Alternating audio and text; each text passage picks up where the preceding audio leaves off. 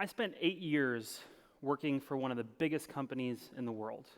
And the last few years there, I was in a pretty visible role, working with very senior leaders of the company and C-suite leaders. And part of that meant being part of their executive forums, their exclusive executive forums. And so if you can imagine being in these big ballrooms with lush white carpet and leather chairs and big screens and all these important people talking about the future strategy and the future plans for the company. And inevitably, one of the things that would always come up would be innovation. And there'd be conversation about innovation. And gosh, if only we could get our employees to be more creative and to be thinking about ideas, imagine what the company would be like. Okay, so that would be the conversation there. Then I would get back to my office. There was no more nice white carpet. My office had furniture that was older than I am, a phone that was older than I am, and I'd have people coming in to meet with me to share their ideas. And they'd be going through their idea and they'd be talking about, here's what I want to do to make it happen, here's how we're going to do this. And they'd say, gosh, if only we could get the senior leaders at this company to embrace thinking about new ideas, imagine where we would be as a company. And so this contradiction is reality. And this contradiction is reality at many organizations. And even with the best intentioned leaders, oftentimes people feel like the company they work for is this company. So this company has the VP of status quo. It has the director of bureaucracy. There's, of course, at the top, the chief idea killer. Now, there is a manager of new ideas, but unfortunately that position is vacant at the moment. Maybe it'll get filled at some point soon. How many people here feel like sometimes you work for this company?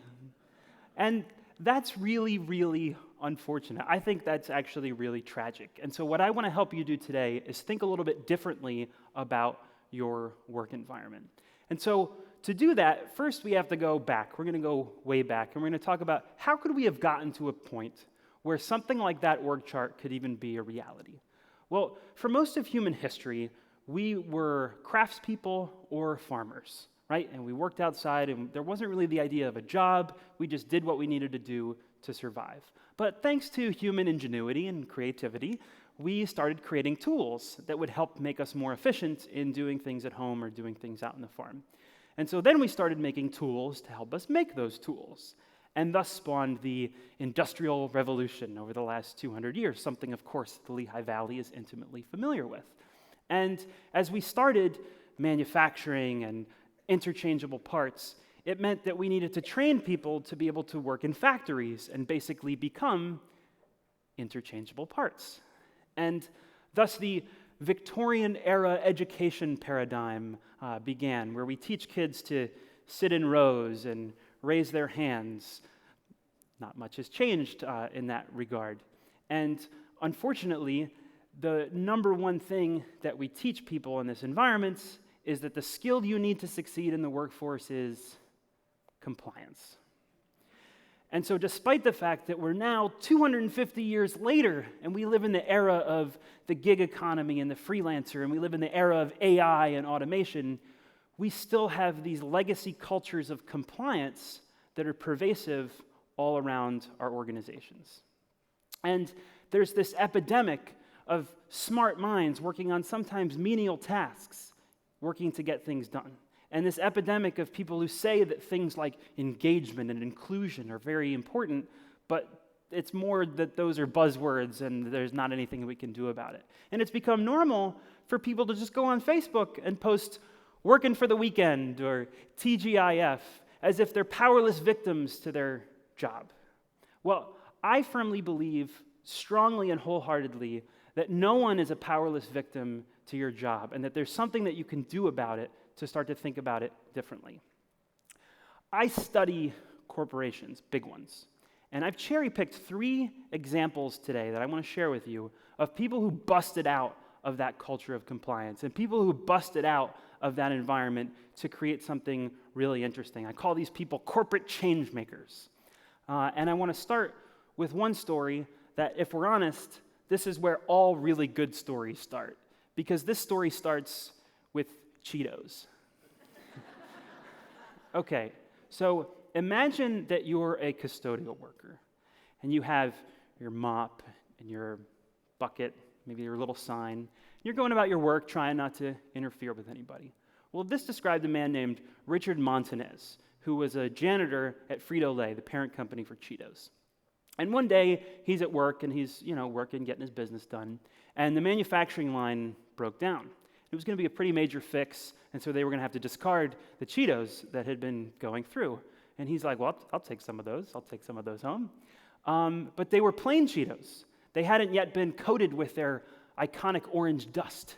So he has these plain Cheetos, and he takes them home. He said, well, they're not very good plain, so he decides to put some chili powder on them. And he's like, these are pretty good. And he shares them with his kids. He shares them with some friends. And he's like, I think this might be something. I think we should actually make something happen. And instead of thinking about, what would my boss say in this situation? Or, that's not my job. He decides to go directly to the president of the company, to the president of Frito-Lay, and he says, here's my idea. Well, not only do they make Flamin' Hot Cheetos now, it's actually their number one selling product.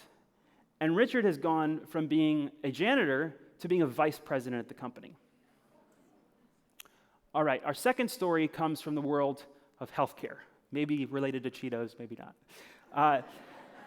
And so GE competes in many industries. And one of the industries that they compete in is healthcare. And one of the things that GE Healthcare does is they make these huge MRI machines. Anyone here ever had an MRI? Right, huge honking pieces of equipment. And so there's a designer from GE who worked on designing this machine who's out at a hospital inspecting the MRI machine. And he's kind of going down his list, check, check. So he's feeling pretty good. It's meeting all the specifications, kind of pats himself on the back as he starts to walk out of the hospital when he hears a child screaming, crying. So he turns back to see what's going on. It was a girl who was absolutely terrified of having to have an MRI, which can be an absolutely terrifying experience.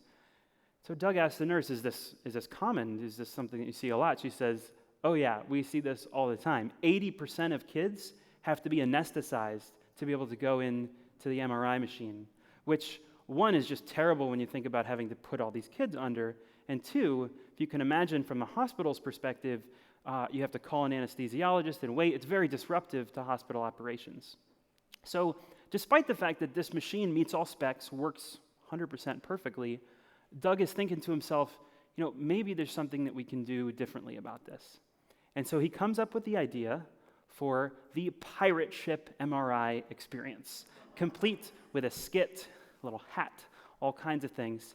And they were able to reduce the anesthesis of kids down from 80% down to 7%, and be able to go from having kids crying and screaming to kids saying, Mom, can we come back to the pirate ship tomorrow?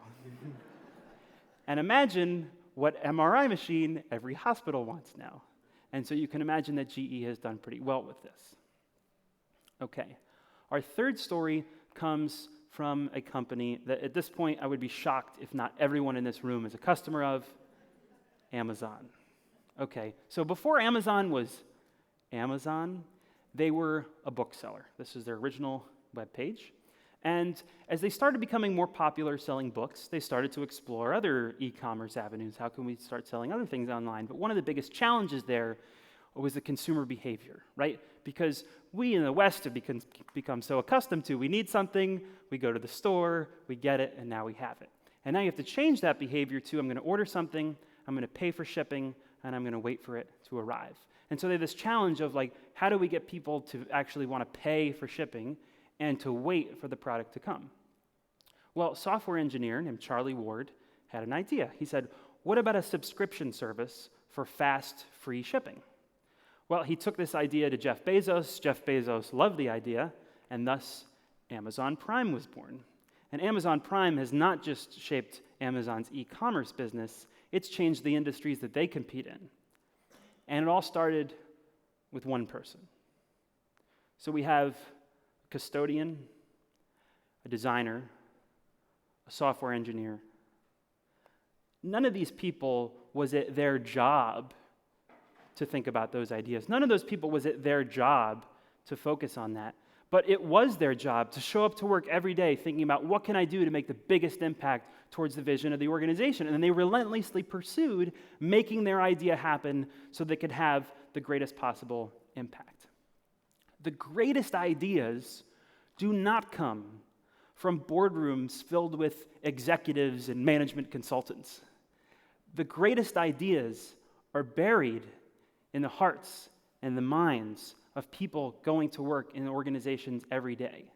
And we have to encourage them to share it and allow them to share it. One of the most tragic things that happens sometimes when people have an idea is they share the idea and they're met with what I like to call snake face. So what snake face is, you share an idea with someone and all of a sudden their eyes start to look like they just saw one of those abandoned puppy commercials. And they kind of suck their mouth back. And it's often accompanied with that hissing sound. Yeah, great idea, but that's really someone else's job. Maybe you should focus on this. But the problem is, it's not somebody else's job because everybody's just focused on their little thing. And we need the Richards of the world to say, yeah, come on, Cheetos and hot chili powder, let's do this. Like, we need that kind of thinking. And that's the only kind of thing that's going to drive us forward. And so what you may be thinking is, like, that all sounds great, but who's going to do that? Well, the person who's going to do that is you, and it can only be you. You have the power to shape your work environment, and it can be starting with the smallest of small things. And it's starting with anytime you're in a meeting, sharing with somebody who's like, wow, that was really interesting. Can you tell me more about that? Or if you get to set up the meeting, requiring people to come to it with new ideas. Whatever it is, it's about starting with small things and going from there.